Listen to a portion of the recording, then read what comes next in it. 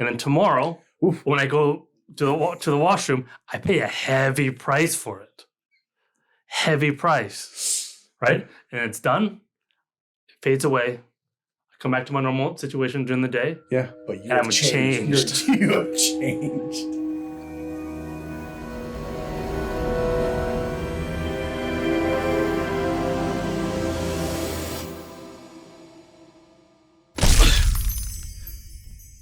Oh, what? Oh. That blood?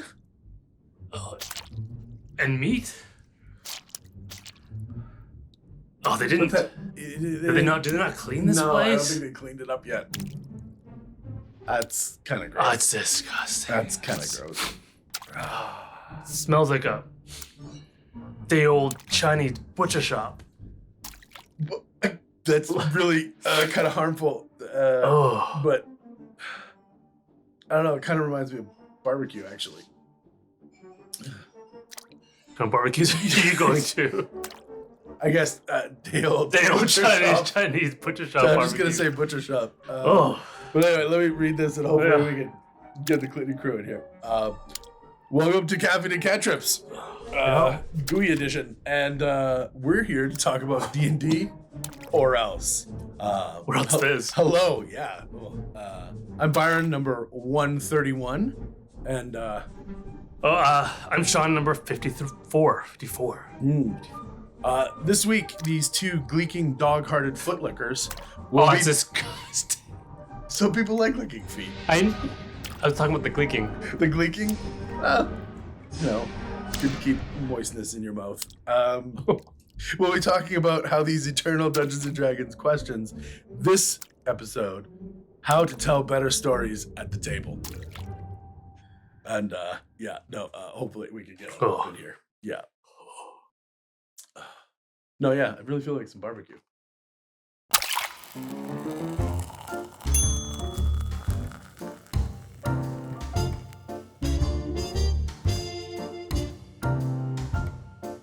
Well, welcome back, everyone, for another episode of Caffeine and Cantrips. Today, we were going to be talking about how to make your stories better. Yes. Right?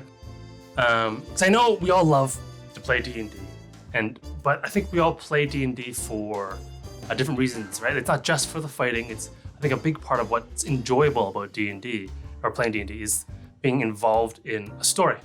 Like a cool story that you can be an active part of and have sort of feel the drama and the ups and downs of the characters in the party, and sort of go on a journey right within the campaign. I mean, I've been on record for saying it's about the loot, but I agree this is a really good close second. Of course.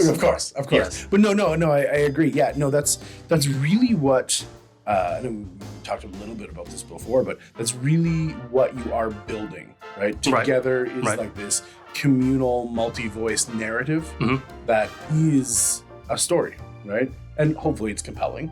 Yeah. But we can always up our game a little bit and always kind of have aspirations to bring it to the next level. So, yeah. Okay. Yeah, so today I want to talk about sort of how to, again, up your story game. And because for me, most of my experience has been as a PC, as a player. Okay. So most of my points, I think I'm going to stick to that PC point of view when it comes to story. Because I think most people, when they think about stories, they think about the campaign story. Interesting. And sort of what happens to the party and all the quests and blah, blah, blah, blah, blah. But I think less people think about how can I tell a story with my character. And you guys out there who are listening might have sort of noticed that I talk about this in earlier episodes. How to use your character, how to DM your own character, right? How to tell a story with your character. So the first thing I want to talk about is... Scratch that off your bingo cards. Sean hits the mic. We're just getting it out of the way early. First thing I want to talk about is sort of what you sort of need to keep in mind when you want to tell a story, not just with your character, but stories in general. The first thing you need to do, though, the very first thing is take your hand, reach down to your mouse, and move your mouse down to the like, subscribe, or follow button. I click on there. Nice. That's the start of today's story. I'll give you a couple seconds to do that. Starting now. That's a real nice segue. I like it. I know. Nice no pressure. Take your time. Yeah. Do we need to block like products or anything? Oh, maybe. I don't know. Not sponsored, but we will take gift cards. Hey. Oh. Hopefully, you've gone and done that. And we're all back. And we can actually start our story proper. Focus on good stuff. Yeah. So what I want to talk about first is you should know your story structure. Okay?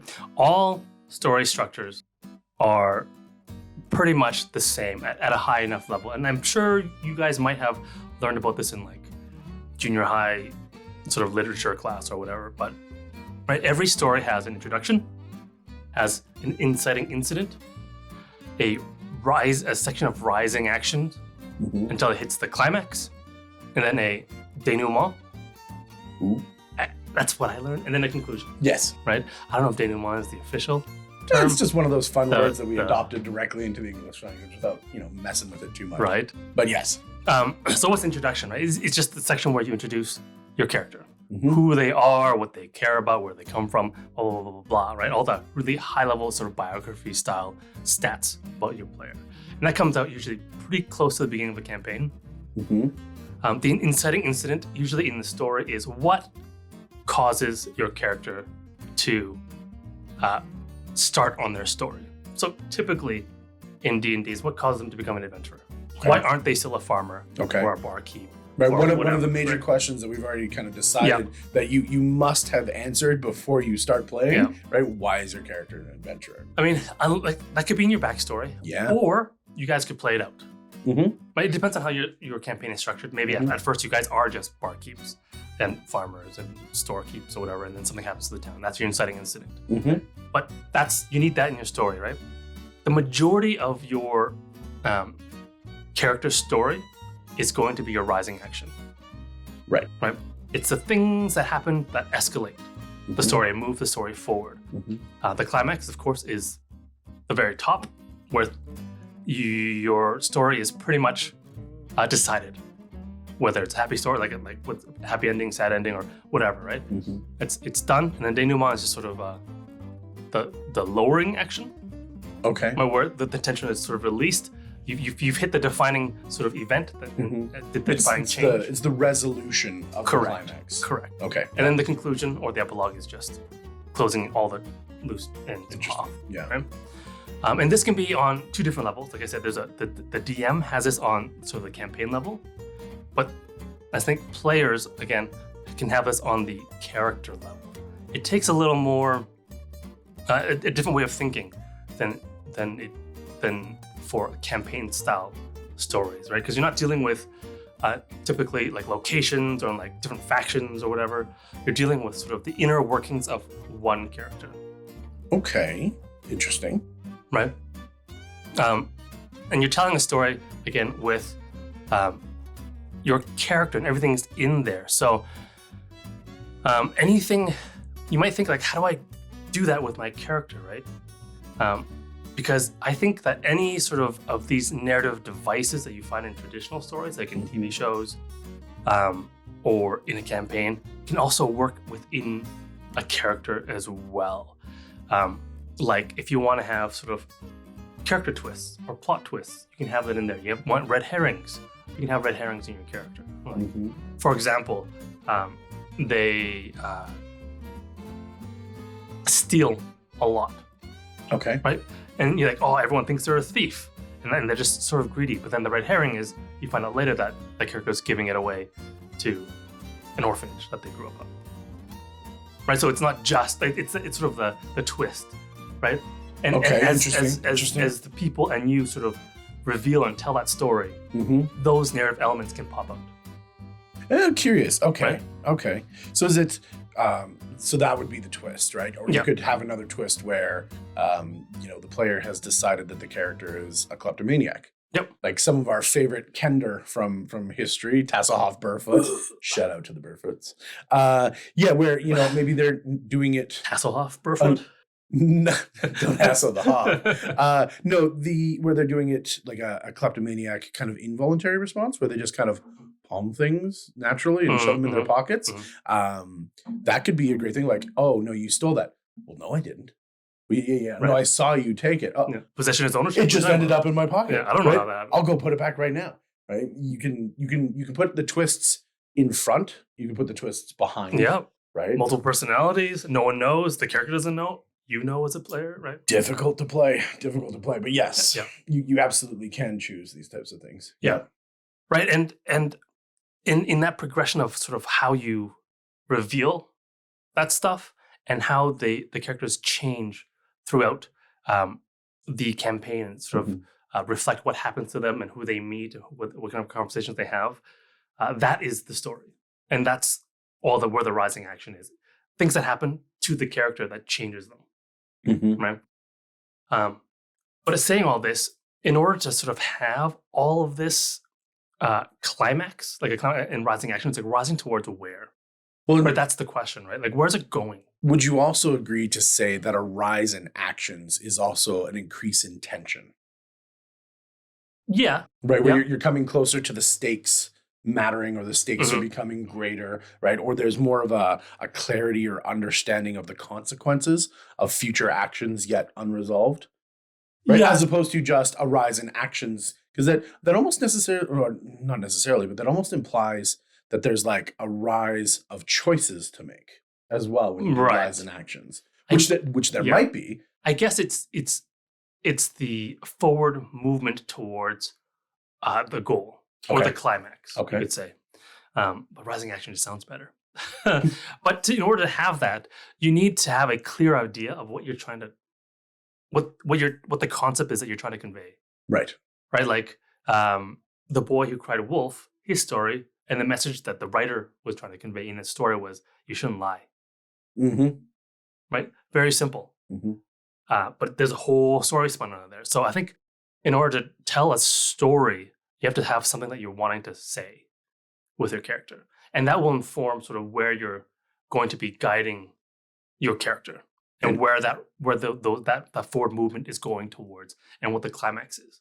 Like the climax typically is, do they learn the lesson or do they not learn the lesson? And what is that lesson? Right? Okay. So that sounds, because it sounds like you can shift the size of this essentially it's an arc, right? An arc of tension or an arc of action or whatever you want to call it. But you can shift that to be, like you said, kind of campaign length in story, right? You can shift that to be a much shorter version of that, because if you're talking about lessons, a character should learn more than one lesson in the span of their adventuring hood. Yeah. Or adventuring years. Well, there's exactly, and you'll have multiple ones. Yeah. Probably. But if you need to, just start with one. And then when you're done with it, there's always more, right? People have multiple things they need to learn through their lives, right? But even like the idea of, the idea I want to convey with my character is that you should be brave. Okay. Right? And then maybe there's multiple arcs on how to be brave. In this way, in that way, how to be brave in the face of danger, how to be brave in the face of humiliation, how to like in sort of mini lessons that they can learn. So there's sort of mini arcs on the way up on their rising action. Okay. Right. Yeah.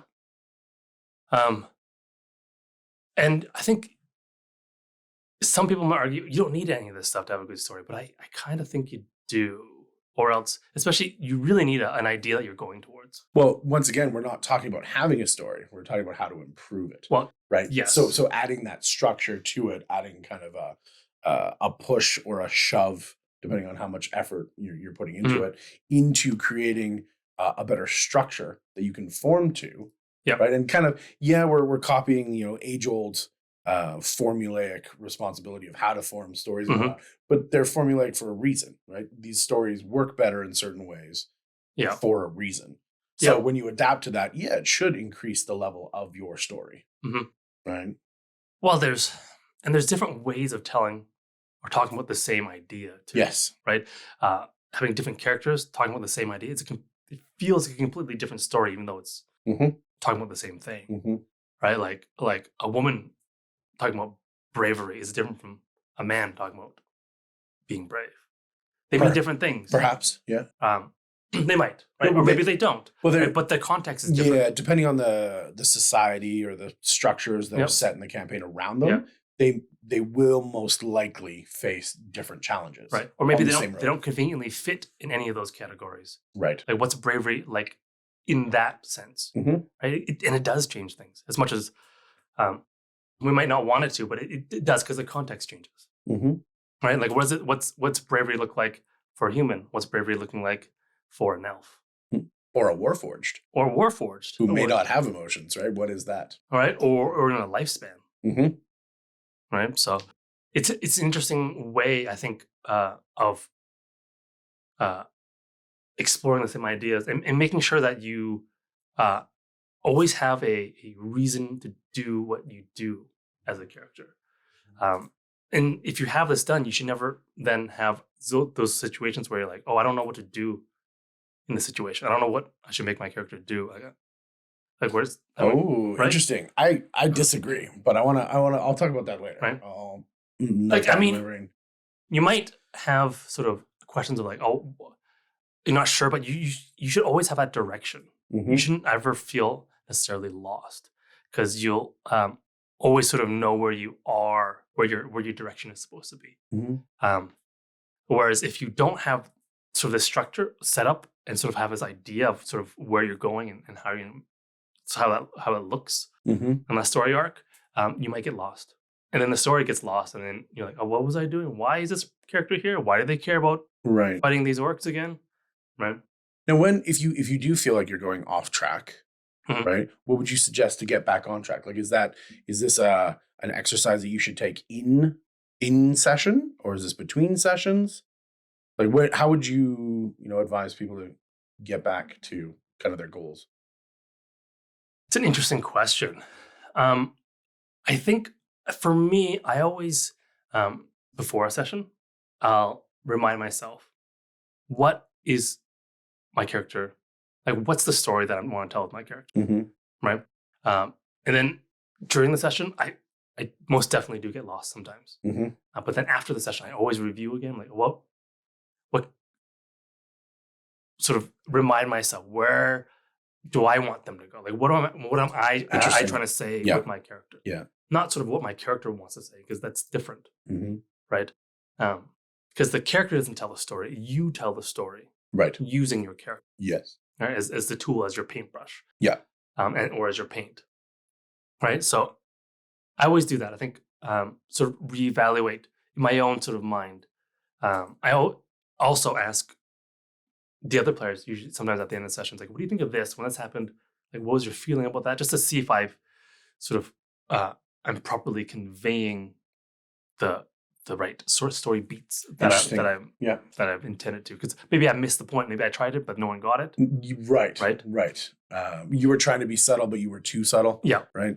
It's interesting. No, I do kind of something very similar, actually. Okay. When I sit down to be a player, one of the things that I do at the beginning, and something that is part of my getting into the character mindset, but while I'm getting ready to sit down at the table and whatnot, I write down the first thing, for my session notes, right? Cut off the last one, right? For our new session number, I'll write generally 4 to 6 major things, I'm going to put in quotations, just because of scope, but major things that my character wants to address this session. What is at the top of their mind and what they want to deal with. So if at any point in the session, I kind of go, what was I wanting to do? I can refer back and go, oh, I've only put a check mark next to 2 of my 4 things. Right. I still have 2 more things that I feel I need to solve or have resolution or work towards in this session. Right. And so it's, we have to find, a phoenix feather. Okay, great. Reminder to myself when we go through the next town, right? One of the things that my character wants to do is stop and ask the local hunting guide, are there phoenixes around, right? Because I want to know where I could find a phoenix, or is there a book where I could read? Yeah. And just these like little reminders help me stay on track. And because there's only 4 to 6, It's a couple things, and all I want to do is take at least one step forward in each of those. Oh, interesting. I don't need to solve it. Right. But I do want to make progress. Right. Right. And then you can view that kind of over the campaign, you took one step, right? And you eventually get to your goal as opposed to forgetting about it and then, oh yeah, I got to do this. Right. And then you get that sudden spike. Oh, that's interesting. I think that sort of exemplifies the difference between you and me. I do have a list of sort of things that I want to do. Mm-hmm. I don't have like specific like, oh, do this session, do that. This my top 3 goals. Mm-hmm. It's just a list of things like these are the things that matter to your character. This is what they want to do, and it's always sort of sitting there in my notes. Yeah. Often during the session, I'll look down and just review it. Just look at it and like, what does he care about in this situation? Mm-hmm. Is there any chance in this sort of incident or this sort of happening in the campaign that I can that the character has a chance to do any of these things? So I guess it's similar, but less. No, I get it. I get it. Yeah, I get it. It's boiled right down to I like your version way. of it, and then I can focus on taking notes. I can focus on that, and then that one word. It's all locked in my brain, right? I just need that one word just to remind me of all that stuff. So that's how I do it. No, so I like your way. I don't think I could do it. Cool. Yeah, it's not me, right? Yeah. But no, I like your way better. Be like water, my friend. Cool. Speaking of sort of opportunities, though, within RP to sort of accomplish things on that list, on your character sort of list, one of the things that's super important, I think, that a lot of people, I don't know, either are afraid to do or makes them uncomfortable, is sort of look for opportunities for your character to fail. Ah, yes. Right, like, and embrace it. Be excited for those chances to fail. And what do I mean by chances to fail? I mean like, something happens and your character can react in one way or in 2 ways in general, right? The right way, where everything will go smoothly and I don't know, it's cheaper, it's quicker, it's more efficient or whatever, right? In terms of mechanics, that's the proper way to go. Or there's the other way where they fail. And they either get mad or do something wrong or do make the unwise choice. Right. The character failure. Feed into the character's negative attributes. Right. Right. Less like, I failed my skill check. Right. I have a chance to fail as a character. Like my personality makes me fail. And I think this is very similar in approach, but I think this is very different than the attempt at glory. Right, where you take the character's strength and you try and push it into superhuman capability, right? That DM, I know I'm at 1 hit point, but can I expend or I'm in death saves, but can I make one more attack for like a failed death save? Right? Can I get that one last hit in that dare to be great? Not that moment. That's not what we're talking about here. No. Right. Okay. Good. Yeah.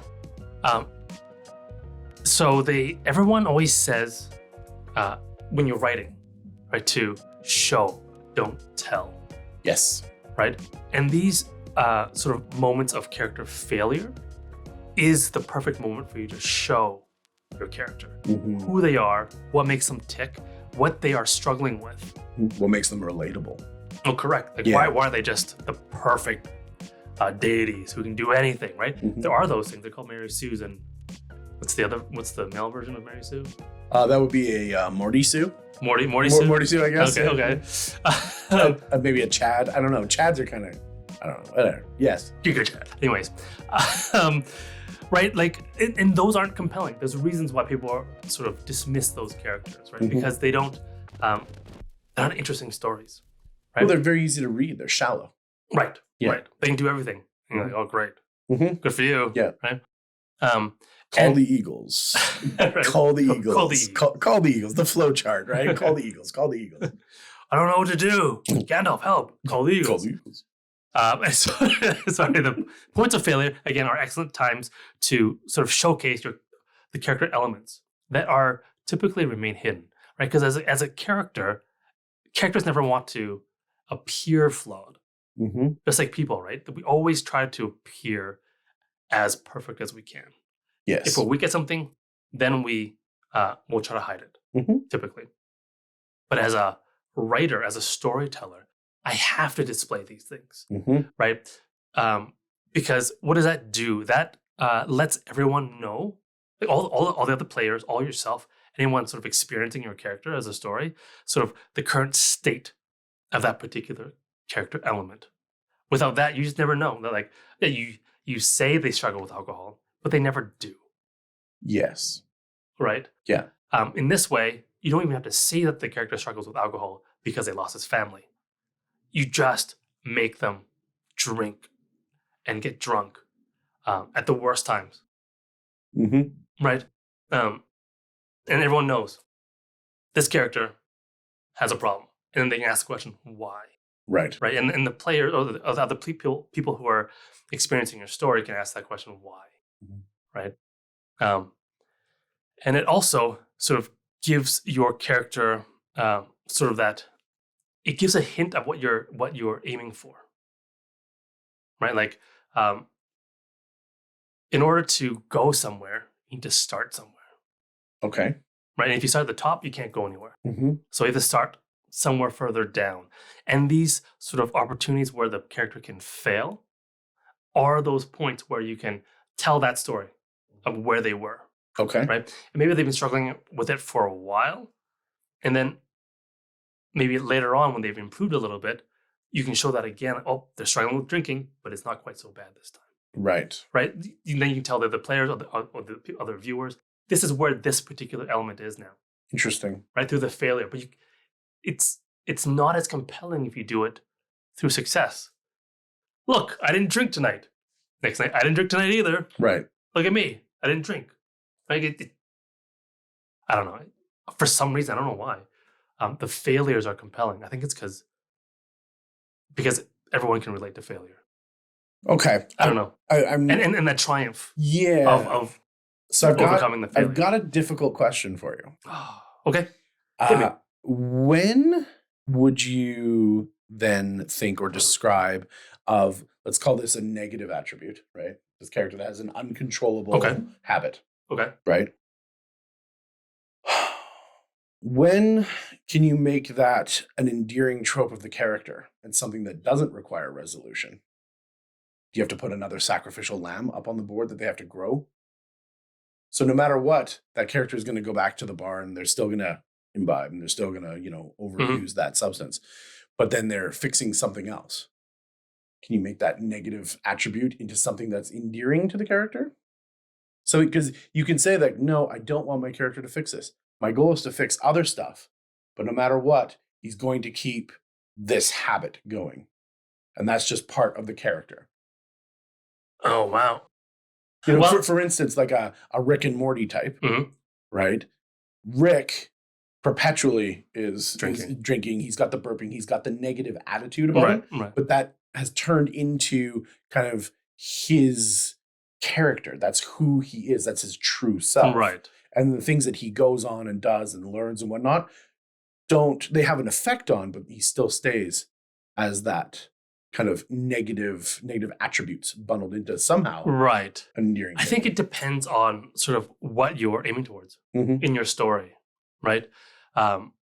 So maybe you are talking about bravery, being brave, and the drinking part doesn't really have anything to do with that. That's more sort of overcoming your own past or something like that.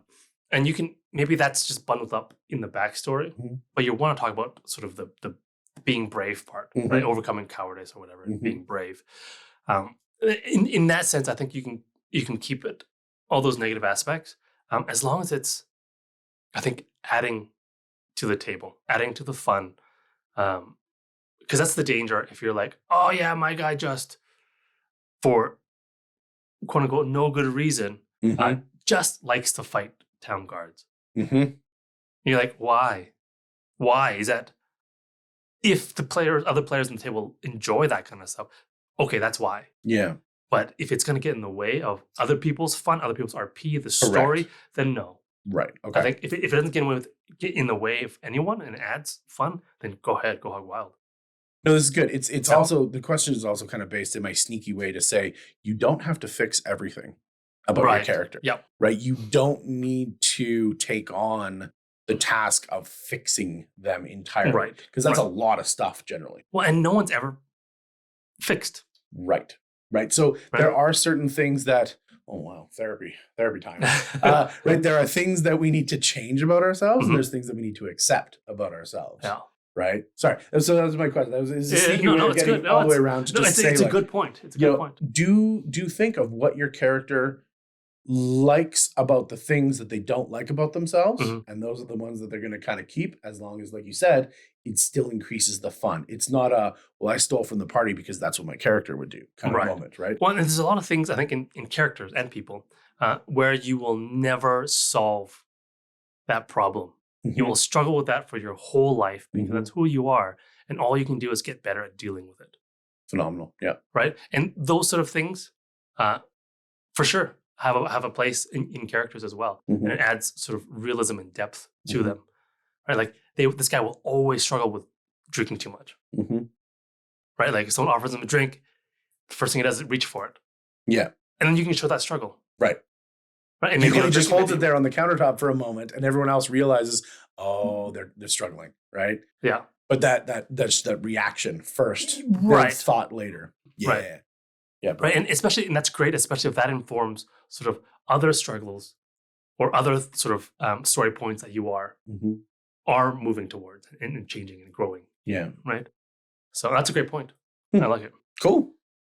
And I think, I think the last sort of point that I want to talk about, again, like for me, it's all my points are all sort of player character based, is to pull the other player characters into your story. Like it might be, it's easy, I think, to just be like, oh, my character is sort of an island unto themselves, and I want to just, like a show, like a one-man show, just to tell you or show you this is my character's struggles and this is how they're triumph. Right. And that's fine. But in the end, I think you're missing out on a great opportunity because D&D is a cooperative, communal storytelling medium. And that is where I think the magic is in D&D, right? Or else just go watch a play or be your one-man play or whatever, right? Read a book. Right. Yeah. So yeah, try your best to pull the other PCs into your story. So what does that mean? It means involving the other characters into your story. Like if because the other players also have a story. Yes. Right. And if you're involving other players in your scene, as opposed to just like monologuing in the corner to yourself or whatever, right? I don't think I've ever seen anyone do that, but you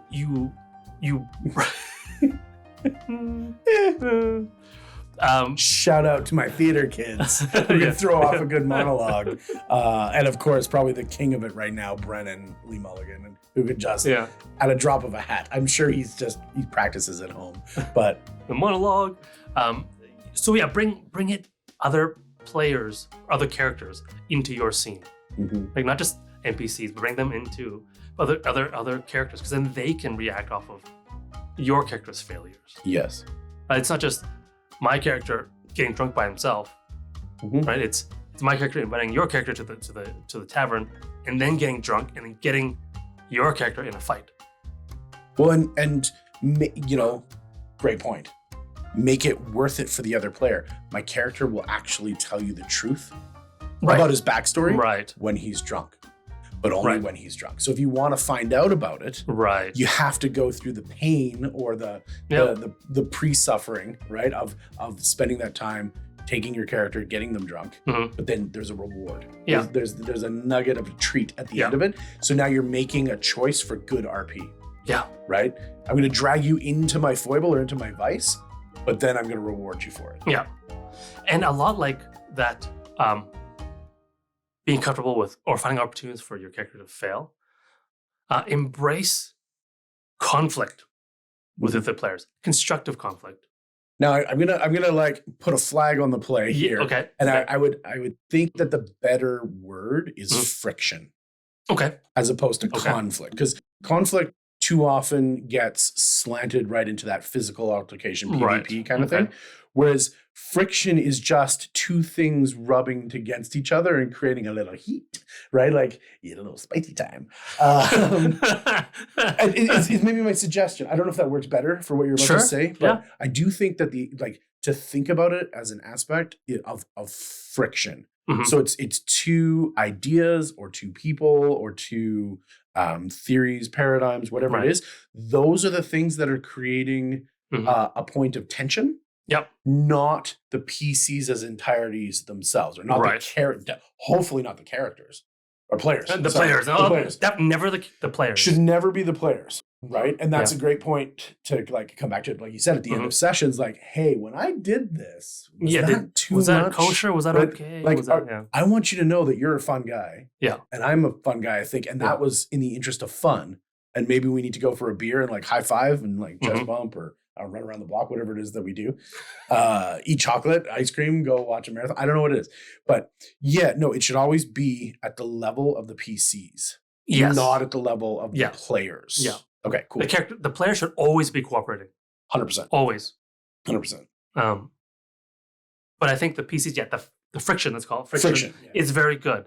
And it's not sort of friction for the sake of friction.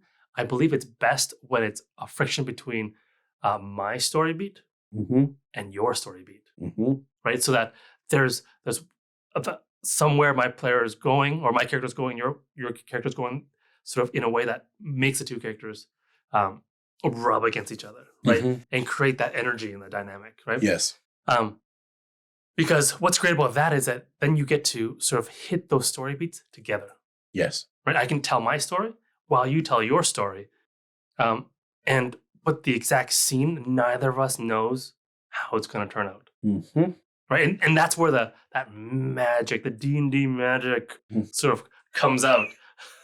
Capital M magic. Yeah, that's that fun swirling potion of sort of deliciousness. Yes. With that je ne sais quoi. More French. That comes out of D&D that doesn't come out anywhere else. Yes. Right? So embrace that. Don't shy away because I think people, it's easier to be like, oh, I'm going to sit down, have a heart-to-heart with my character and your character. That's fine too.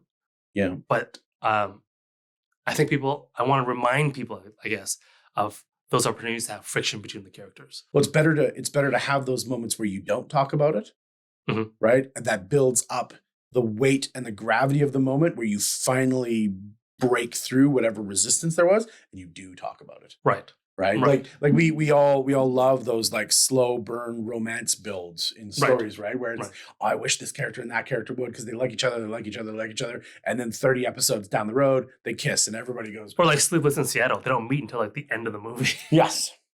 Right? It's yes.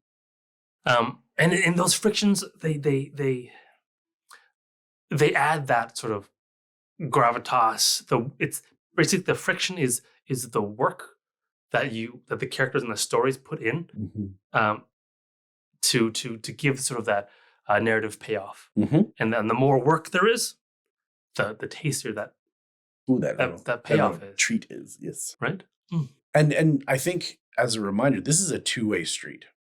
Right? So if everybody is using this idea or this principle, right, of including other people, right, then I'm including you while you're including me. Right? We're both trying to overlap. Right. So, if you do have the player at your table who does that edgelord, everybody sits at the table, they go sit in the corner. Well, I go sit in the corner too. No, I need to be in the darkness by myself. Yeah, okay, you can be here by yourself. I'm just going to be right beside you. Right. And that was fun. I'm just gonna have a drink. I'm not going to talk to you or whatever, but I'm going to be right beside you. So you can be brooding and whatever you want, and I will just be right there. You're still alone, sure, great. Yep. But I'm just alone with you. And you create that friction or tension or whatever it is, right? And eventually someone's going to talk. Yeah. Right? Yep. And if that's the something's going to give. Something has to give. And that's what you want because that give is that progression in the story. Right? No edgelord is safe now. Well, and what it does, it also gives you and the other PCs more stories to be a part of. Because now your story, it's also, I'm part of that story. Like, why is it so fun to have a DM? Because you get to be part of that DM story. Oh, right? I don't know. Why is it so fun to be DM'd as a player? right? You get to enjoy that story and participate in that story, right? But now you get to participate in the other players' stories too. Right. So instead of just one story, you have like four, five, six, yeah, right? Yeah. And they have the same thing with you, right? Yeah. So all of a sudden, it's your campaign becomes sort of this multifaceted jewel, right? That everyone is sort of skating around and playing with each other. Well, it helps. Right?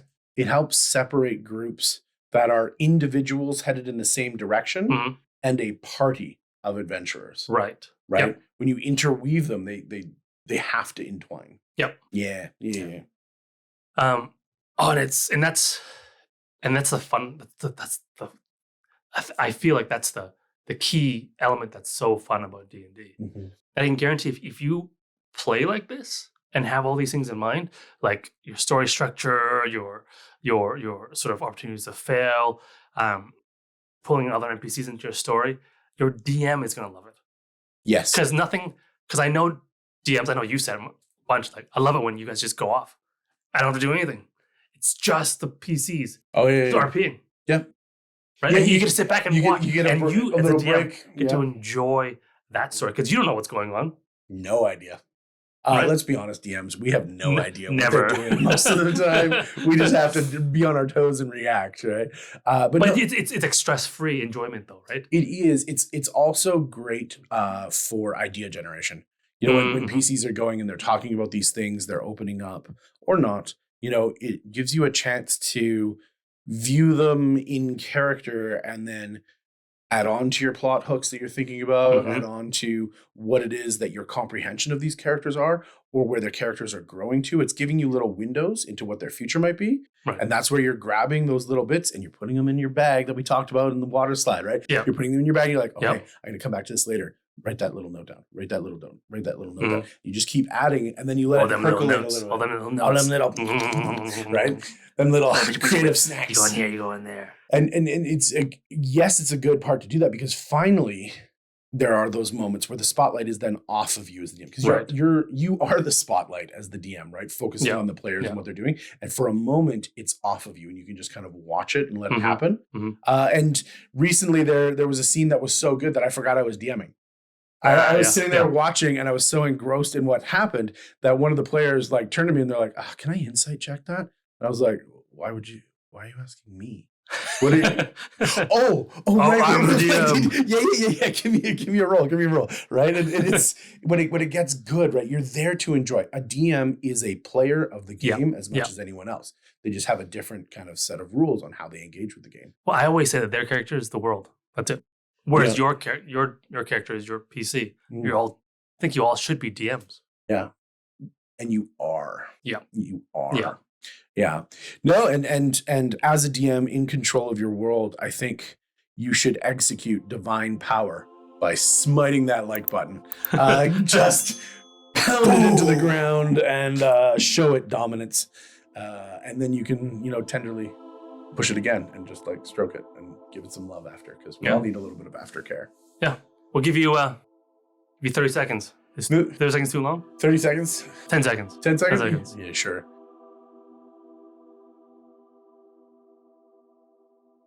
Cool. Yeah. I've never seen a god more powerful. Oof. The god of likes, follows, and subscribes. Wow. How powerful they would be. IO. AO. Let's go. Let's go a step up. Yeah. Jeez. Yeah. All right. Beautiful. These I think have been some really good insights as to how to control your slice of the table. Yep. Right. And that you are in control and you are the DM of your zone.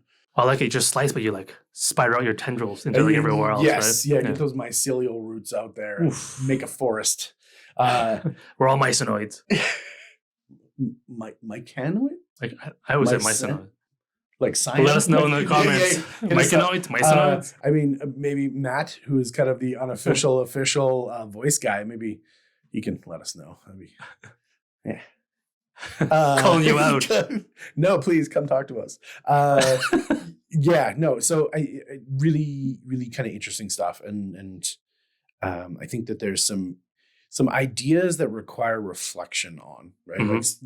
some things to kind of take the tidbits and then savor a bit. And right, like ask yourself, what parts do I want to change? What parts do I want to remain static? Right? Where is this internal kind of focus coming from? Right? What are the external focuses?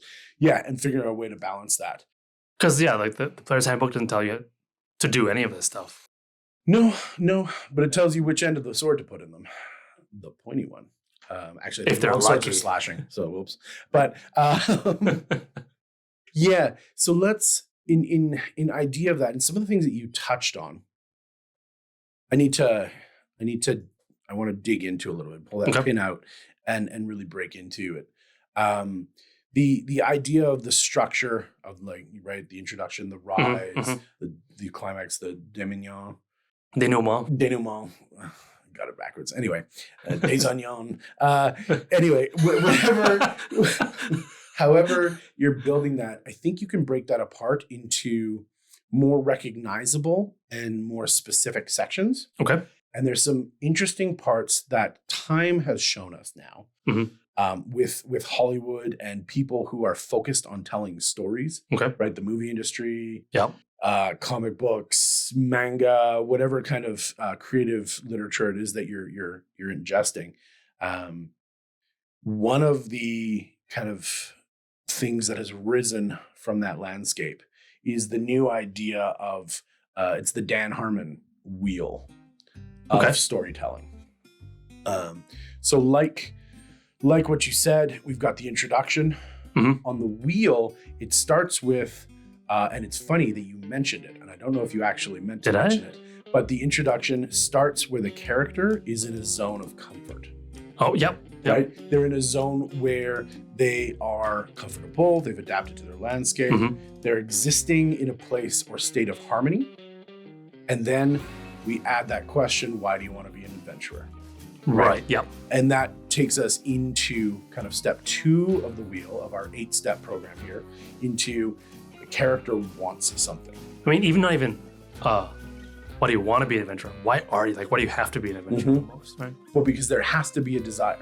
Like we talked about, there's a reason to. That could be the emotional, that could be the intellectual, that could be the physical, or like a monetary value.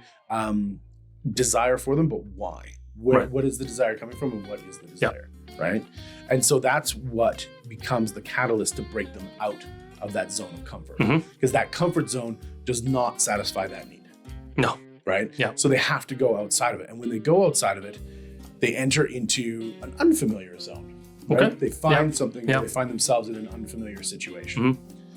With this can be anything, right? This can be that they found themselves outside of their small town where they were the best farmer or fisherman or carpenter or whatever, right? But they wanted to test their carving skills against the best in the world. Right? Now they go into the big city and they realize, people don't use just carving and whittling knives. They use chisels and sanders and all these sorts of tools. Cantrips. and magic to do it. Sure, of course. And so what happens there is once the character now has entered into this unfamiliar situation, they have to adapt. How do I beat a druid at farming? You work hard, kid. You live that hustle life. You live that hustle life.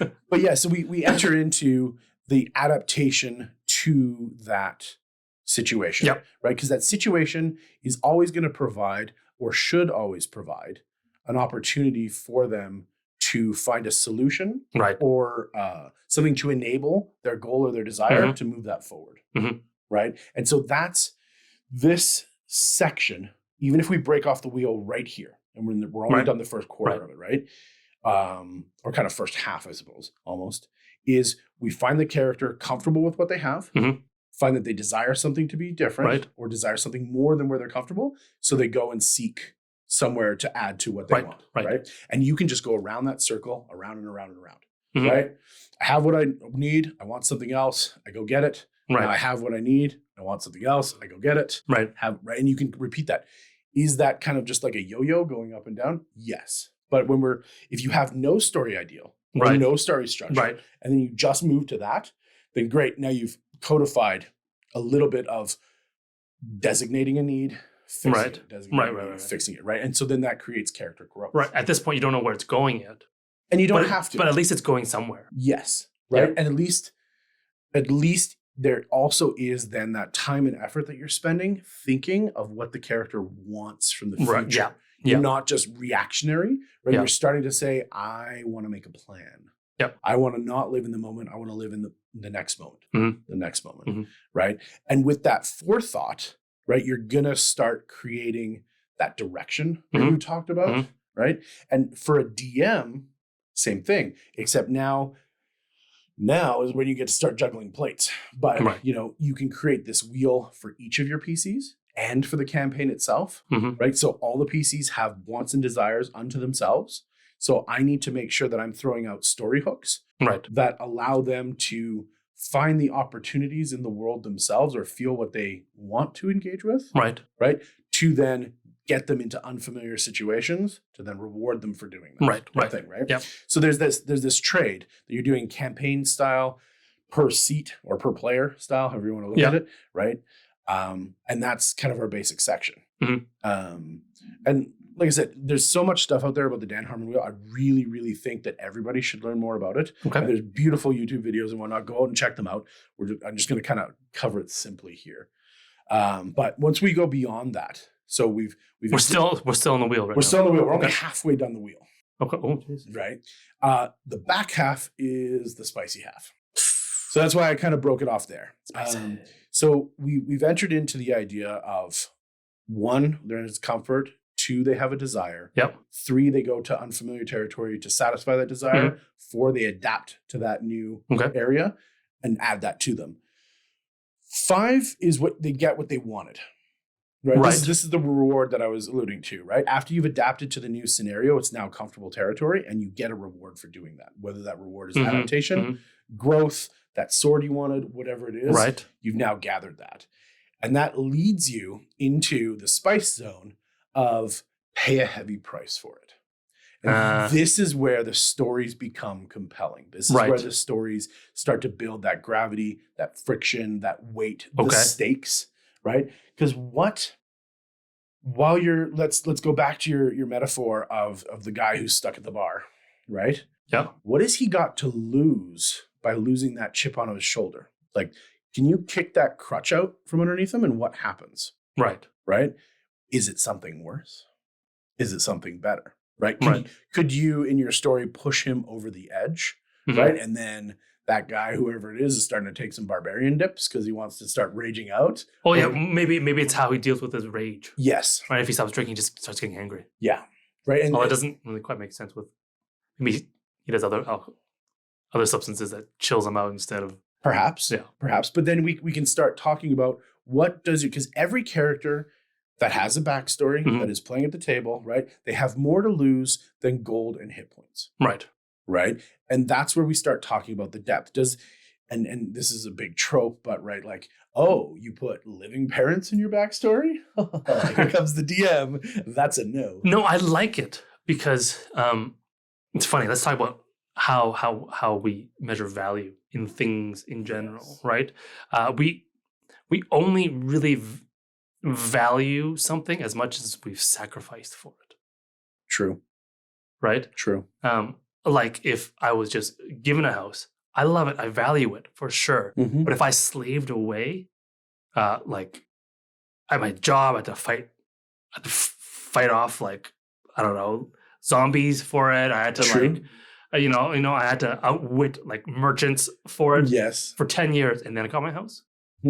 I really highly value that house now. Well, because it's the same house. But it's not, because one house is just drywall and wood and timber, whatever. The other house is blood, sweat, and tears in the form of drywall and timber. And what was that heavy price? All of that. Yes. I just paid it ahead of time in this case. Yes. Well, and perhaps, the story trope of like the salary man, right? What did you do? Well, I worked my butt off for 10 years to afford this house. What did you lose? Time with my family. Or my family. Or maybe, we're in a fantasy world. Yeah, the orcs came by, right? My family. I lost my family because my focus was elsewhere. Yeah. Right. And so this is where we start to really add to the story, because we're taking the story away from being a Mary Sue itself. Yeah. Because now the story has fallibility. Yes. Right? The story has weaknesses and points of pressure that you can apply, right? And this doesn't always mean killing off their backstory NPCs or whatnot, but it does say like, oh no, droughts came and your family is in hardship, right? You need to now adventure harder, or you need to go back and take care of the farm because mom and dad can't dig all those irrigation ditches. And adventure harder, adventure faster, adventure better. To pay for them, right? And to give them the lifestyle that they always wanted for you and blah, blah, blah, blah, blah. This then becomes weight and gravity to your decisions, right? Yeah. Do you go home and support your family? Or do you go and help, 3 towns over, right? And not come back? You just send money home. Is money enough? Would your mother and father rather have you there? Right now, there's emotional weight that the NPCs are throwing at you, right? You have to pay for your decisions because there's always consequences. And consequences means normally bad things, right? But there are good consequences as well. Okay. But they're all labeled under consequences. It's all a reaction to your actions, your story, right? Your onion words. Denouement. The new man. Okay, denouement. That's how I'm gonna. That's my mnemonic. The new man. Okay, so now that you've understood that you have to pay a price, there's a consequence for your action, good or bad, right? You then return back to your situation of familiarity, right? And ultimately, this leads us back to the top of the circle with you have to have changed, right? If you did not pay a heavy price, you weren't forced to change, and therefore you're still kind of yourself. So this is where you create that story growth and that kind of slant of upward development or an arc that you want to create for your character or whatnot, is having gone all the way around the circle. Now is when you have changed, but the change can only come from the payment. Right? So yes, the warlord can take a territory, right? He's doing that first half of the circle, right? But he's not changing. He hasn't suffered anything, right? There's no meaning to it story-wise. No, he's just doing the process over and over again, right? It's when he doesn't scout out because he's become lazy and just assumes that the next territory is easy, that he uncovers a dragon's lair. Right. And the dragon roasts his army. Yeah. Or melts or whatever breath weapon it's got. And now he has no army. His little territories are now revolting. Yes, because he no longer has control. He's paid a heavy price. Yeah. Now, whether he continues to be a warlord, but now he knows no matter what, you don't break from the system. We always scout. We always find out what they've got. We always assess strength, whatever it is. But this Harmon wheel is really, really an extremely kind of more broken down and detailed way of going through that arc that you were talking about. Right. Because it implies almost specifically that you have to pay for it. And whether you pay for blood, sweat, and tears before you get the prize, or you pay blood, sweat, and tears after you get the prize, you have to have some of that negative impact on your character in order to enforce a change. Right. And it's funny. It's always super compelling when the character is aware of the price. Like, oh, if you want your Holy Avenger, you can take it, but the innocent woman dies. Or do you sacrifice your Holy Avenger and never take it again to save the woman? As a paladin, you're just like, and then it makes whichever choice they go, whichever direction, that much more heavy, right? With so much more gravitas because of what they had to sacrifice. Yes. Right. Yes. And now you know what they did really matters to them because they were willing to sacrifice that much. There was a Reddit story out there briefly. I don't know who the original author is, so please in the comments if you can shout it out, that would be awesome. Essentially of this kind of story where a group of PCs went back in time to find out that they had to assume the divine elements of the world. And they had to take on the personas of the gods that would exist in their future. Interesting. And the one who had to take the Lord of Hell was the paladin. Oh, interesting. And so he had to serve, and he had to be evil, and he had to do the things that the Lord of Hell said, because lawfully he was obliged to maintain the balance. And that was the sacrifice of the paladin, right? And you go, what is he paying? He's paying all of the price. Yeah. All of the price. But because he knows that there must be somebody on that side of the equation, right? So has he changed? Hell yes, he's changed. Did he pay a price? Hell yeah, he paid a price. Yeah. Right. And so that moving forward then creates this amazing story. And I'm super shortening it. Go find it. It's amazing. It's a great story. But I just gave away the ending. Spoilers.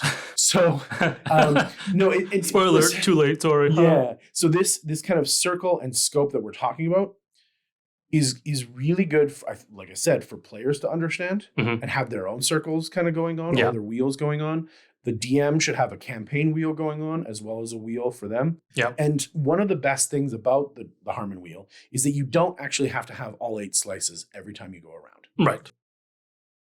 You don't have to find 2 uncomfortable situations, 2 blah, blah, blah, blah, right? You can shorten it. Sometimes you don't pay a heavy price, right? And it should be noted when you don't pay a heavy price, because then you didn't change, and there's a lot of things going on.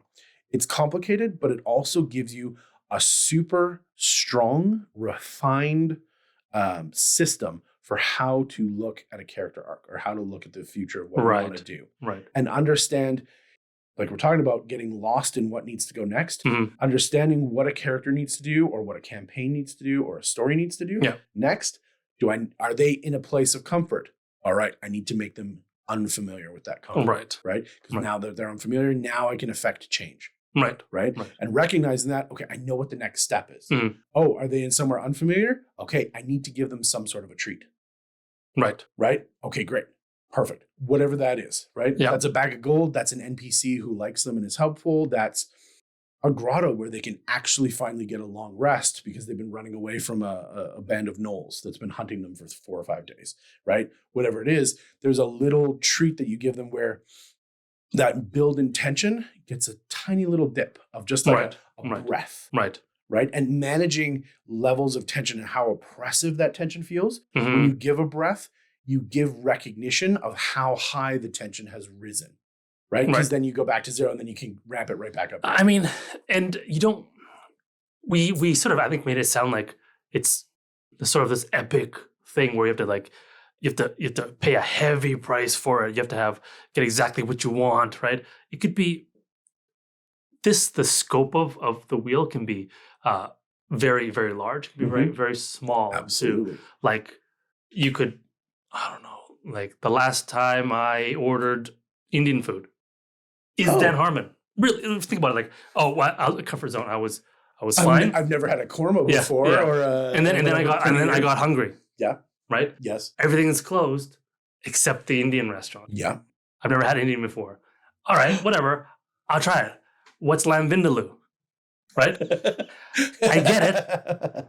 Right? I get what I want. I eat it. It's delicious. It's a little spicy, whatever. And then tomorrow, when I go to the washroom, I pay a heavy price for it. Heavy price. Right? And it's done. It fades away. Come back to my normal situation during the day. Yeah, but you have changed. You have changed. Hilarious, right? Yeah, but it's a compelling story. It is a more compelling story when it's presented. It's framed that way. Exactly. Bingo. Exactly. Bingo. So when we're talking about bringing the quality of your stories up,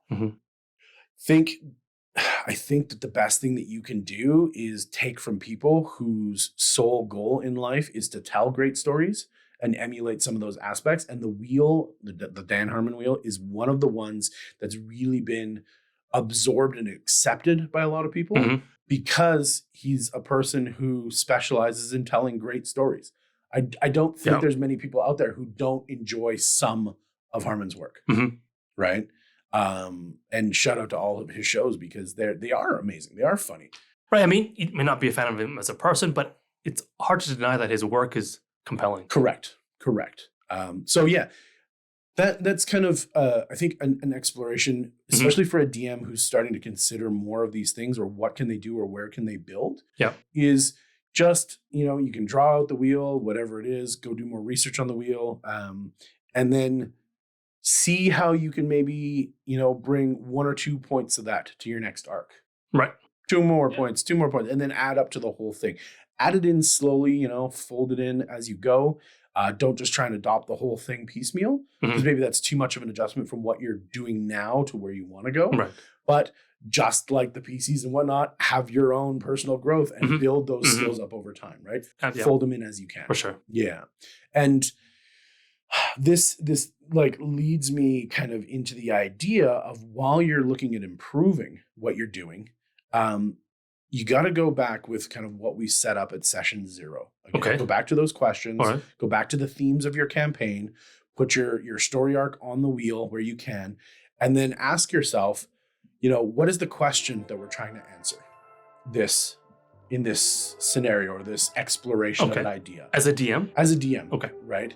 The characters have desires and whatnot. The story should also have a desire, right? This is why we have... Right, a point to the... Yeah, okay. And so what is it that we're trying to explore? Are we trying to explore capitalism bad? Are we trying to explore, being egalitarian good? Are we trying to explore, no, there's a reason that there's people that live on the top of the mountain and people who live at the bottom of the mountain. Right. It has to stay that way. Right. Whatever it is that you're asking, when you start to spread out your story and see it more as a progressional state, I think your comprehension of what's going on is better, and you can ask a better question. And whether that question is more focused, more clear, right, or more of a learned, educated kind of question. And when I say educated, I don't mean book smart. I mean, I've thought about it. And instead of asking, like, how do you like the weather? I say, oh, it's really interesting how the weather's done this recently, right? Like, I appreciate a little bit more cloudy days. And this is why I appreciate it. Because I understand. It's the why. It's the why, right? And so going along that kind of mindset of exploration of the question, we should ask a question, and then we should ask a better question and a better question, because our game level wants to go up like that too, right? And if you can ask, because you mentioned this as well, clarity. Yep. Right? If you know exactly what it is, I want a red sports car. Yep. Right? Great. What kind of sports car? Doesn't matter what kind of sports car. I've dictated that I want it to be red and I want it to go fast. Right? And that will satisfy me for this. Okay. Right? No, it needs to be a red luxury sports car. I've decided that I don't want a low end one. I want to go for the premium pack. Okay, great. Now you've thought about it and you've accessed what it is that you want more clearly. So now you can go back and reflect on the story.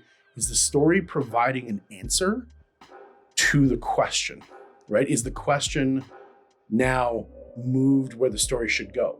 I think it better than something saying, I want a red sports car. And maybe it's like, I want to know the meaning of having a red sports car. Sure. Right, that's like a deeper level of sort of question. Absolutely. I was staying on the top level, but no, this is absolutely correct. Well, I mean, at the top level, even though I want a sports, it's like, I want to see what it's like to have a red sports car. Right? Like, what is it like to have a sports car? A red one, and then blah, blah, blah, further down. Yeah. And breaking down your question into those segments and asking, why is it a question of what instead of how or who or when or whatever, right? Making sure that the whole thing makes sense and evolving it into something that could be profound, right? It could be a really profound, difficult question that you're not going to get an answer to, but you're going to explore the conversation of what it is. And that exploration is its own reward. Yep. Right? Yep. That's seeking the unfamiliar territory, right? Well, a lot of questions don't have answers. The best questions, I think, don't have answers. Yeah, I think so. I agree with that. Don't have like definite right answers. Right? It's just a vehicle to become more familiar with what you think of that topic. Correct. Or that idea. Correct. Right? And then crowdsource it, right? Get 5 other voices in there. Well, exactly, right? Yeah. That's the best part, because they'll bring enlightenment to you that you would not have known. That's the great thing about D&D. Not necessarily. Yeah, exactly. Right? Exactly. It's bringing each of those unique voices filtered through their own specific character choices, and then now we're exploring those questions. So yeah, no, I think when you're going forward, you also have to look backwards to where you started, right? Just like a regular character story, I can only see how far I've come by looking where I've come from. Right. That's how I judge the delta of difference between the two, or the space between them.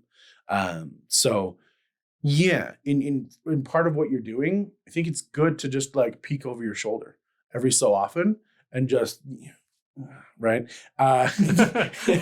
Just to make sure that, okay, these points do line up. Yeah, okay, this is a good story that is readable. Yeah, I have placed the Hansel and Gretel breadcrumbs so I can find my way back to the gingerbread house, right? This, I think there's an importance there. And when people look back at it, it will appear and read more clearly in their memories Right. as well. Because it's got that, it wasn't helter-skelter. It was nice and smooth. Yeah. Conversely, if you do want to throw a bunch of red herrings and your party is like, we want a murder mystery, and we expect that there should be a lot of red herrings, a lot of twists and a lot of what? Great. Look over your shoulder again. Are you bouncing them around, or are they really kind of cutting through it in a straight path? They're going straight. We need to create some more off ramps. We need, especially if that's what they want. Especially if that's what, and that's what you've agreed that this should be. Yep. Right. Yep. So then, okay, I need to go back to the wheel, and I need to start adding in some false flags. I need to start adding in some craziness. I have a question though. Hit me. As a DM, do you think it's better to be like, here's my story, and this is what I want to say about this particular idea, and I'm going to like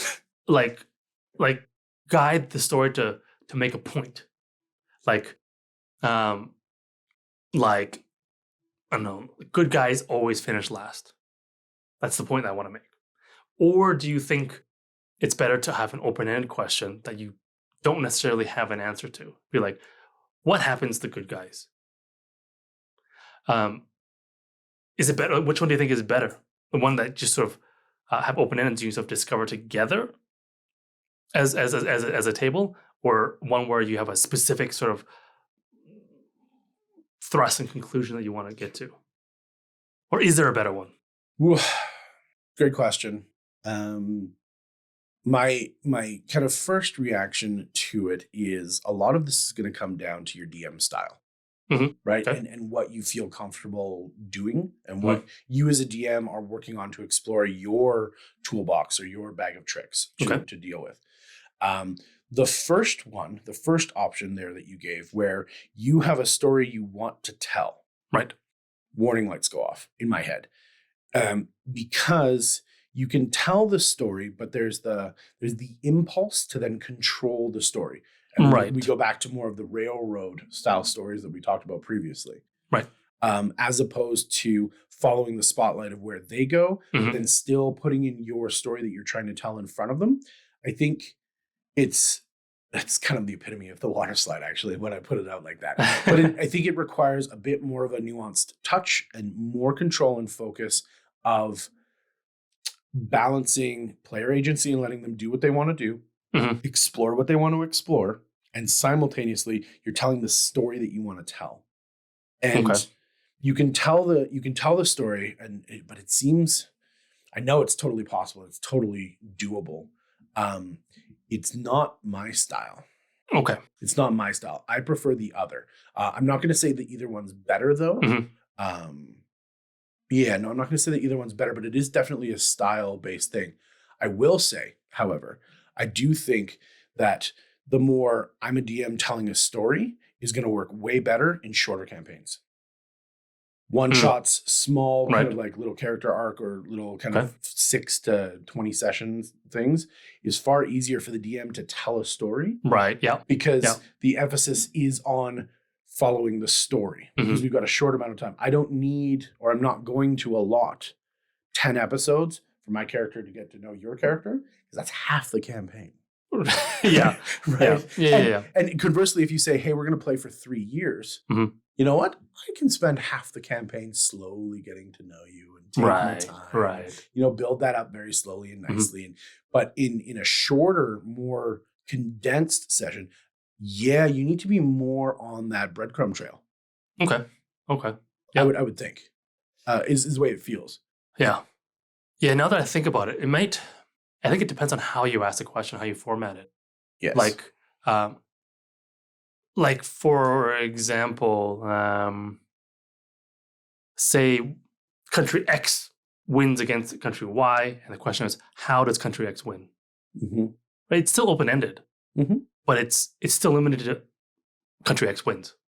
Yes. But the question is how. Yeah. Right? So it's at the same time very focused, and it's got a specific conclusion, but it still allows for space maybe. Well, and is that the end of the story, or is that the end of the beginning of the story? Or end of, well, it's definitely the end of that part of the story, Right. right? Because stories are never, I think, never isolated, right? Stories never just begin and end. There's always more in front and more in the beginning.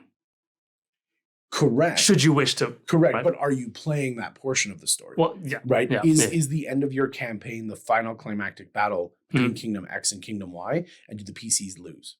Right. Right. Right. Okay. But did the PCs win and the army lose? So the players still feel the sense of victory. We stopped the massacre of the innocents. Right. Kingdom X was going to come in and kill everybody. We made sure that the innocents were safe. Right. The armies fought and the army lost because we had to choose win the war or lose the people. Right. And we chose to pay the lesser of the heavy tolls. Right. We lost the war, but we saved the people. Yeah. And if we come back to this scenario, now we can go, our characters are now like guerrilla warfare, or they're fighting back. The struggle continues, right? Great. Awesome. You can feel good about that. Is the story that the DMs decided, no, the PCs lose. Like, sorry, guys. No matter what, I have decided that Kingdom X is going to win Kingdom Y. I'm not going to tell you, because then why play, right? I want you to discover the wonders of defeat. And okay, there is something. I think that's okay if you've agreed on it in session 0. Yeah. But to sorry guys, that's it. You just lost. The ending was plot armored. It feels kind of bad. It would. Yeah. And so that's why I think, the railroady one is harder to implement a better story. Okay. Right. Okay. Once again, you're more in control of the story. They have less agency.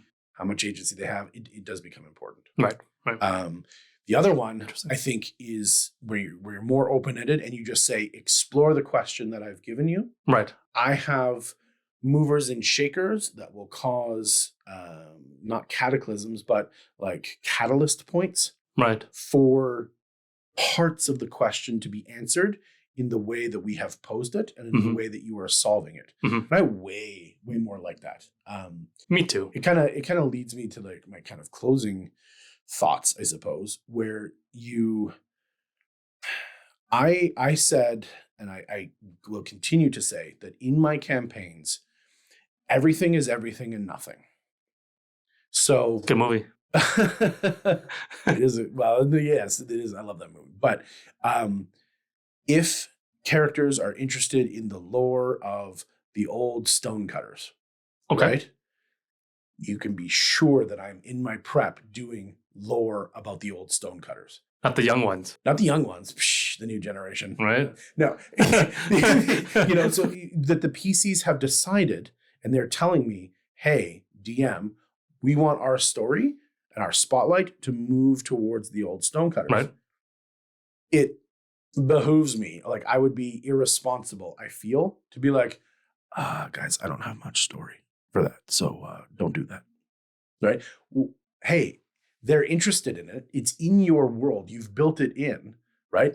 It should be kind of cool. Right. And maybe you didn't put a lot of thought into it before, but they see that there's something there.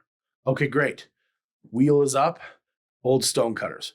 Is there some lore? Are they like the free stonemasons, the Illuminati of the world? Right? How do they interact with the world?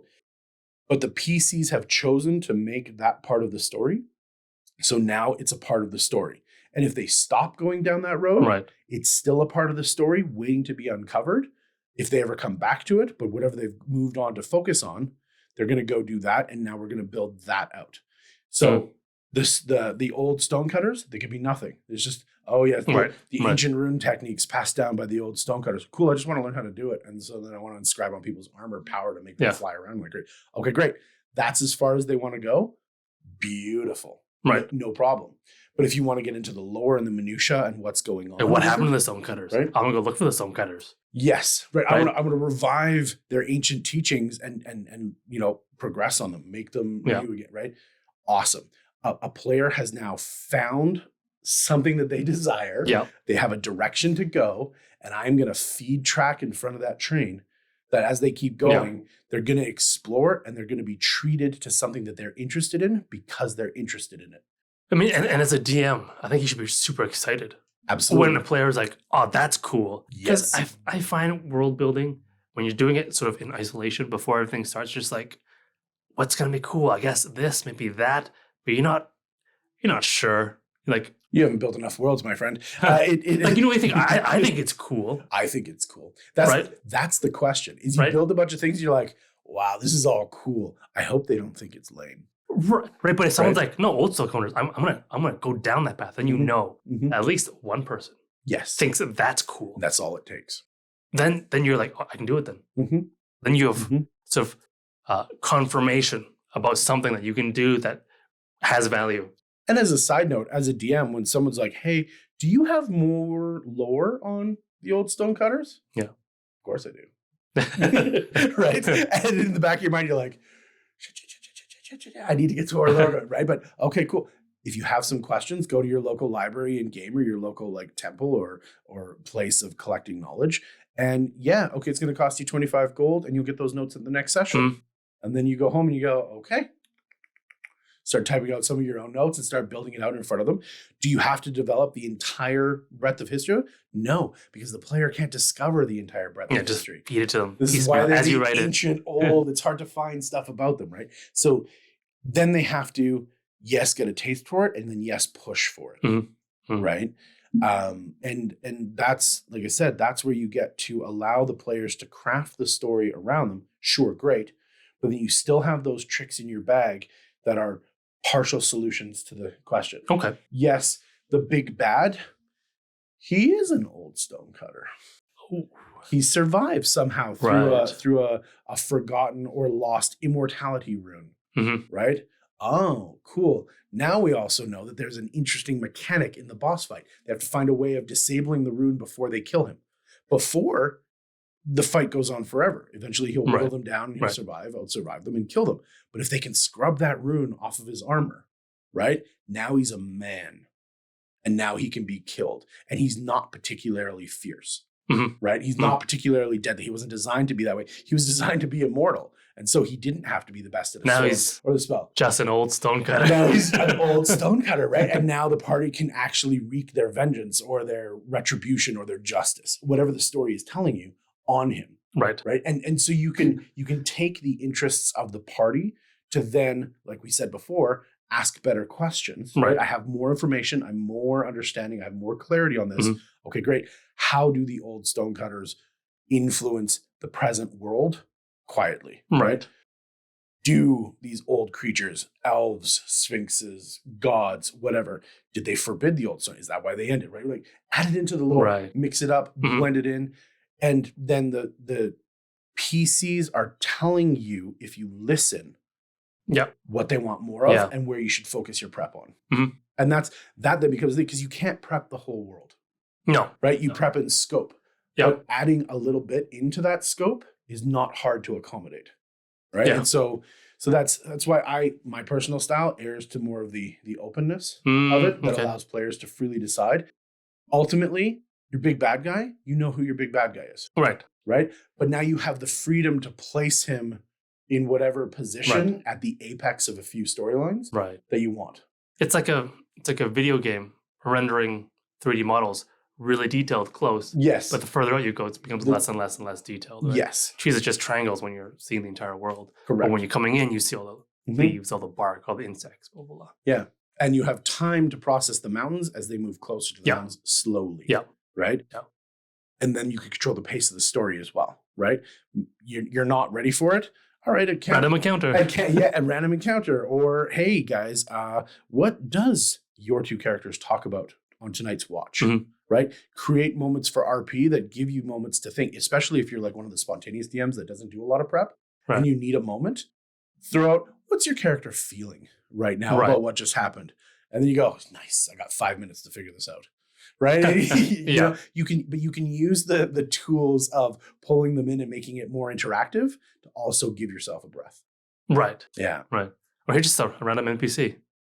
Random NPCs. I love them. Yes.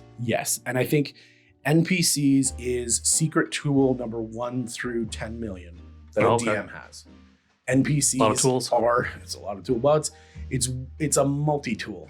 Yep. And how you use it is going to become really important. Yeah. Whether, you've got a stubborn PC who's been stubborn for a long time, and you throw a stubborn NPC that has that same quality, and then your stubborn PC walks away from them going, that guy's an ass. Like, who would like a person like that? And someone in the party's like, hey, that's you. Yeah, That's you. And you go, oh, that is me. Right. And now I'm uncomfortable in my own skin. I have to adapt to it. Right? Yeah, blah, blah, blah, the Harmon circle. Change, right? So you can have that kind of intermediary there, talking about, oh, we really feel bad for this character. Well, why do you feel bad? Well, this character is exemplifying my own weakness. Yeah. Right. They are like me. So now I have empathy for them. Mm-hmm. Right. And then the players have empathy. And then, do they become the party pet, or do they become the party, favorite NPC? Sure, maybe, whatever. But it also, you can use it as a reflection of what is there. Right. To kind of poke back at the PCs a little bit. PCs are bully, throw a bully at them. Yep. Right? Throw a bully that can actually stand up to them in perhaps a role play sense. Right? And that the fighter that fights on guards. Yeah. No. This guard, he's been in a scrap. He's an old veteran. Right. He knows how to handle himself, especially in just like a little dust up outside a tavern. Oh yeah, he's a pugilist. Let's go. Right. You're drunk, he puts you on your butt. Or he's an old battle master or whatever. Throw a few PC levels in there too. Don't be afraid to let the world exist and to have people who maybe didn't make it as far as your PCs, but they made it to a certain level of expertise or ability. Or even having like fighting guards and the townspeople are like, boo, what are you doing? Yeah. What are you doing to our guards? Yeah. Frank. Yeah, no, Sorry, Frank. Sorry, Frank. Kick him in the ribs. But then you start targeting the morale, right? So what did they do? They hit the guards. Now the town doesn't like them. Oh, well, we used to come here to buy horses and get our armor fixed. Now it's like 3 times the cost because they don't want to deal with us. Mm-hmm. We liked it here. We thought this was going to be our home base. The population doesn't support you anymore. Yeah. Right? You may not be criminals, but you're kind of the bad guys. Yeah. Right? And so you use the NPCs to give a real-time reflection of the party's actions. Mm-hmm. Right? Mm-hmm. Right? And with that, you can also use NPCs to show them how the world is reacting to them. Like we just said, right? They're booing, they're cheering. Yeah. Create a little reputation scroll of like, oh, they did something good, +1. Oh, they did something bad, -10. Right. Because remember, negative things travel way faster than positive ones do. Right. Right? Save 10 towns, but you burn 1 down, you're town burners. Right? You don't get to have all of the fame and fortune of saving towns when you burn 1 down. That's the news that travels faster. Yeah. Right? You'll be local heroes, but kingdom level, no, you're town burners. Now you got to fight that reputation. Right. Well, it's like real life, right? Yes. Like you've had 6 girlfriends. You didn't cheat on 5 of them. You cheat on 1. You're always a cheater now. Yes. Yeah. Once you cross whatever line it is, right, then that gets attached to you, right? And then you have to fight to, if it was false, if it was true, whatever, you have to accept the consequences of those decisions. And consequences is how I think a chief way of showing that the world is real, right? Mm-hmm. Creating that suspension of disbelief and adding to it to show a system that does react to people. Right. Yeah, is going to be a cool way to see that they have an influence on the world and that the world is listening. Because the world itself, the DM is the world. Well, the world's an NPC. Yep. It is as a collective an NPC. And should be used for story shaping, should be used for world building, should be used for giving out lore, should be used for all of these little tricks. But speaking of kind of the macro version to the micro version, there's a term out there called DMPC. Okay. Which normally means that that's Dungeon Master, Dungeon Master, no, DMPC. Oh, DMPC. So Dungeon Master player character. Oh, okay. Okay. We're familiar with this. To be honest, it's generally a bad idea. If you're a DM, try not to do it. Try not to do it. Unless there's a reason that you absolutely positively must have a character in the story, don't do it. And the reason that I say this is because... It's a definite answer there. Yeah, well, I used to do it and I used to love it. Mm-hmm. And the reason that I did it is because we generally had smaller party sizes because people have complicated lives. And then there was yet another PC that would be there consistently for the party. What I have learned then is that you don't change the party to adjust the world. You adjust the world to the party. Right. Right. So do you want big challenges? Yeah, we do. Okay. Well, in the scope, our big challenge isn't plus a DMPC. Right. Bring it down a little bit to manage it to the party. And then you let them figure out. There's none of this, hey, George, controlled by the DM, what do you think about going to that hill over yonder? Or, hey, George, you're real good with words. Why don't you talk to the guard captain? That was one of my favorite things to do as a player, was to make the DM talk to himself. Yes. Never again. Never. I've learned my lesson, right? But this is one of the things. Hey, DM, with all of the knowledge that you have, I'm going to make you now sit into two bodies simultaneously and make sure that you have to now watch what you say or what you give or what you don't give, yada, yada, yada. Yeah. Don't do it. This is where I say DMPCs out, DM NPCs come in. Right. So you're going to have all the benefits of a DMPC put into the NPC body. And one of the benefits, I think, of this is, like we said, an NPC is the world, is the ecology, is everything around. We're going to zoom all the way in. And I, the DM, am now playing an NPC. This is my entire world. This person has thoughts, feelings, wants, desires, foibles, whatever it is. Right. It's going to create the illusion of believability that this is a real person when you have 100% of your focus on this person. And are you going to do this for every PC? No. Like every storekeeper, every blacksmith, no. But your major NPCs should have at least an ideal, a bond, a flaw, a desire, whatever, to then give them a way of dealing with the party that is unique because they are a major NPC, right? And they have their own goals and they have their own wants. Yeah. And a benefit of this is you can really streamline the breadth of their own arcs of story arcs and show the PCs that they can change in a much shorter time span. Right. Because they don't have to go through all of the emotional and intellectual labor. If it fits, yes, make them pay a heavy price. Right. Change the NPC that you are embodying as your current PC, essentially, as the DM, and let that happen. Show them that these things are happening in the world. Yep. And with that, I think you're going to create a more compelling interaction point for the group to deal with. And because of that, they're going to believe that the story is better because it's more believable. Right. Yeah. The great thing I think about DM NPCs is that you can be ruthless with them. Absolutely. You want to be the bully, right? Or you want to destroy this character. You can just destroy them. Yes. Right? Like make all things happen to make a point or to whatever. Well, he's the guy that throws mud on the paladin and pushes him. I'm not breaking any laws. You're just in my way in the crowd, and I'm just going to I'm going to force you, and I'm going to test your limits of forgiveness and mercy, right? If that's your tenets. Yeah, you don't need to care if anyone likes your NPC or not. You can just be as a DM, just be ruthless and be unforgiving, and just be like use them as a hammer, use them as a I don't know, like a light feather, use them as a chisel, any way you want to use them without remorse. Yeah, you can be unapologetic. Yeah. And that's where the question that you asked when you go back to the first half of it is, you want to tell a story? Right. You can tell a story with an NPC because the scope of it is so small. Right. This is what happens when you treat the world that you're a hammer and you run into bigger hammers. Right. Yeah, he thinks he's a bully, and then the fighter or the barbarian, the monk, the ranger, the wizard decks him, knocks him out. Right. Now you've just shown that PC a little bit, but you've also said, NPC a little bit. You've also said to the PCs, there's always a bigger fish. Or you're a big hammer and everything's a nail. Well, this one was a glass bead, right? A glass ornament, a beautiful glass ornament. You thought it was a nail, and now it's shattered. Right? It's just, and I don't have to feel sorry that I let this beautiful glass sculpture get shattered as an NPC, because that's what they were built for. Correct. Right. Correct. That's beautiful. It can be when played appropriately. Yeah. Right. When you have things that you create for a specific purpose and you execute them. Or you execute them. Right? Finish. Yes.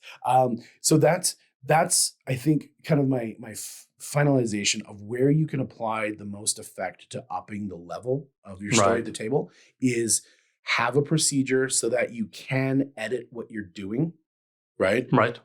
Do ask yourself, is this good? Could it be better? Could it be clearer? Is there a better way of asking the same question? Right. Right. Do that kind of stuff and add that to your prep, and do say, these multi-tools that I have, right? Which is the best screwdriver to screw in this particular screw? Right. Oh, it's got that shape. I got this shape. Right. Perfect. Now I can do it. Right. And putting these things in, you're also going to experience your PCs interacting with them in ways that you didn't know. Yep. Of course. Of course. And unfortunately, fortunately, that's where the magic of D&D is. Yes. Right? Where they were meant to be shattered, but one of the PCs had mercy. One of the PCs saved them. Yeah. They were designed to be slaughtered. One of the PCs said no. That's when, as a DM, you're like, oh, wow. Yeah. Yeah. Yeah. Yeah. That's awesome. Yes. Right. And then it's funny. That's when you're like that respect for that player goes up a notch. You're like, oh, okay, cool. Yeah. Like, oh, you're not just a hammer. Yeah. Yeah. Right. And I think it's a good feeling. It's a really great feeling. Well, and then you can go back to the wheel, right? They didn't pay a heavy price. Or maybe they did. Maybe that heavy price was the weight that they just unfurled from their shoulders. No, mercy is an option. Right. I've learned something. Yeah. Cool. Maybe the price they pay was the rest of the parties. Like, what'd you do that for? Or the price that they pay is the regret that they now understand of all of their poor decisions previously. Right. Right. They're growing and looking over their own shoulders and looking back on their own wheels and going, oh, I was the problem. Yeah. Oh, it's awesome! Like with all these wheels spinning around on like different arcs, all these different levels, like and crashing into each other and like mixing. Well, people are at different points all the time, right? And you moving to a realization or changing then creates an uncomfortable or an unfamiliar situation over here. Then they start spinning, and absolutely. I mean, that's why I think shows like Game of Thrones was so good before the ending. Yes. Right? Like all the different stories, all the different circles, all mashing together, but having one giant arc going at the same time. And that's where all the dynamics come from. Well, they weren't just wheels. They were friggin' comets smashing. Well, But the amount of friction that was created into the world, right? But it was believable. Yeah. You believe that Jon Snow had an arc because Jon Snow had an arc, right? Yeah. Heavy price. He died. Spoilers, but it's so old, right? Like, I don't care. He dies. What? He comes back. I've never watched that show. To let you guys know, I've never watched it. Don't play D&D. Don't watch Game of Thrones. Right. But it still lends to the belief that this is a better story that's happening when you start using these things and you start applying these kinds of applying these tools, looking for those points of weakness, showing points of weakness in your world, just like a PC. They are the same. Yep. A PC is the same as the world, right? In very broad terms. Yeah. But you can use the same rules for both of them. Yeah. So please do, right? Use your PC time to up your DMing game. Use your DMing time to up your PC game. Yeah. Right? Right. Use your viewing time to up our podcast video time. Yeah. Right? Liking and subscribing, just up it. Up it time. Right? Up the length of our comment section. Get in the comments. Talk about what it is that you use. What do you find that is a great way of showing that you're getting higher level or being a leader at your table? Right. For pushing the level of your game upwards, if that's something that you want to do. Right? Hey, murder hobo parties are a thing. All they want to do is roll dice and kill stuff. Do it. Right? Get out there. Do the thing that you love. Yeah. But if the thing that you love, you want to add to it and make it grow and nurture it and turn it into something else. Yeah. That's what we're talking about. Because admittedly, I'm biased. Yeah. I think anything can be better with a good story. Okay. Right? And especially D&D. Everything is. For me, if I'm not a big fan of just killing and fighting and dungeon crawling, I for me, in order to feel interested in D&D, it's a story for me. Oh, I love it. I love the crunch and the math. And I love pounding the snot out of things. Me too. But I love story more. I like all those as it pertains to making the story better. Well, like we talked about, you don't remember that nat 20 that caused the crit that killed the boss. You remember that you slew the boss in a heroic fashion. Yep. Right? You don't remember the crunch and the mechanics of it generally. You remember the solution and the outcome, and the consequences that happen. And that's That's the compelling thing that we want. We want you to generate stories that you tell your kids and your grandkids if you're into that sort of thing, right? Like, yeah, lots of people don't want kids, right? Sure. But that you're going to tell your kid, right, is stories about, the time that old dad was stuck outside the castle. And right. Bedtime one time that I was a goblin. Yeah. I'm still a goblin. Still a goblin. Yeah, he's still inside me. Now I made you. And you're a goblin. And you're a goblin. He is a goblin. But no. So, how does it sound? Yeah, it was a long one. This is a huge topic. I'm surprised they asked us to do this and not break it down. And I think maybe we can break it down further if you guys want. Get in the comments. Let us know if there's parts that you want more clarification on. Ask some questions. Maybe how to apply the wheel to different themes. Yeah. Right. If I want a more fairy tale, farcical, lighthearted story, do I have to have heavy prices? No. But I mean, we can go into that. We can talk about what a heavy price in the scope of a cartoony fairy tale land is. Right. Right. I mean, it's heavy within that context. Double dipping. Yeah. But another question I have though is outside of D&D is, do you guys like this longer type of content? Do you like? Do you want it to be shorter? Is it a little bit too long? You're like, because it's almost 2 hours now. I don't know. Let us know. It passed so fast. I apologize if we took too much of your time, but I hope this was informative, and I hope that this adds to, even if all you do is you take what we talked about and you put it into your brain pan to just let it simmer. Yep. Great. New information is never bad, right? Being more instructed about what's going on is never bad. Yeah. And then hopefully you can ask us better questions too. So get in the comments, let us know, ask questions, ask better questions, and hell yeah, let's do this thing. Well, we'll explore it all together. Yeah. And as always, I guess this is it. This has been Caffeine and Cantrips. I'm Sean. I'm Byron. And we'll see you next time. Or else. I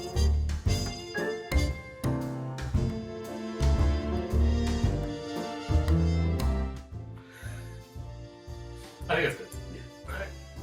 Are you all right with day old Chinese butcher shop? Yeah, because I'm Chinese. I know.